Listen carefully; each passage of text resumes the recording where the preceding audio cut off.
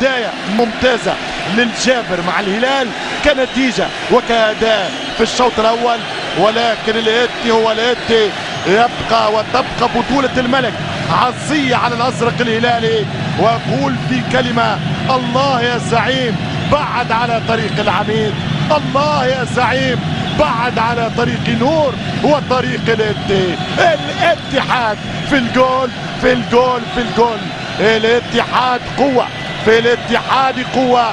والإتي النادي الذي بدأ عام 27 كتب وولد ليكون كبير، ليكون فريق الملايين، فريق الشعب، ليقترب من النهائي جديد ويقترب للقب جديد. من المنافس يا نور؟ تريدها مع من يا نور؟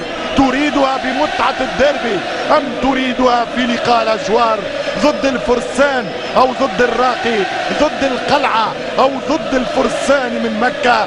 هنا الإتي في استاد الأمير عبد الله الفيصل، النادي العالمي الذي لعب مرتين في المونديال عليه أن يحظى بجمهور عالمي. ولذلك الإتي في مدرجات الاستعراض، في مدارج لعنوان الفرح، لعنوانة الأفراح. بالتأكيد الإتي الجمعة القادم للمرة الرابعة سيكون في نهائي الملك، فبينه وبين بطولة الملك خادم الحرمين الشريفين علاقة وطيدة، علاقة أزلية، علاقة من النجاحات. الإتي في النهائي، ألف مليون مبروك. الهلال شرف وعرف وأكد أن الزعيم قد يمرض شهر ولكن يستعيد العافية والبريق في أيام. إنها قصة الهلال وإنها حكاية إتي وإنها حدوتة العنوان الرئيسي للكلاسيكو، الإتي والهلال أو الهلال والاتحاد. إذا مبروك الاتحاد في هذه الدقيقة يحقق التعادل بالجغرافيا، بالتاريخ، بالفيزياء، بالكيمياء.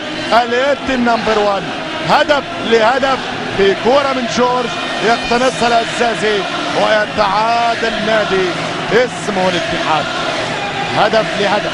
هذا ممكن التعادل رقم 11 بين الناديين من عام 2000 مقابل 16 انتصار لفريق الإتي و15 فوز لنادي الهلال. احكي وحدك على هذه الإطار.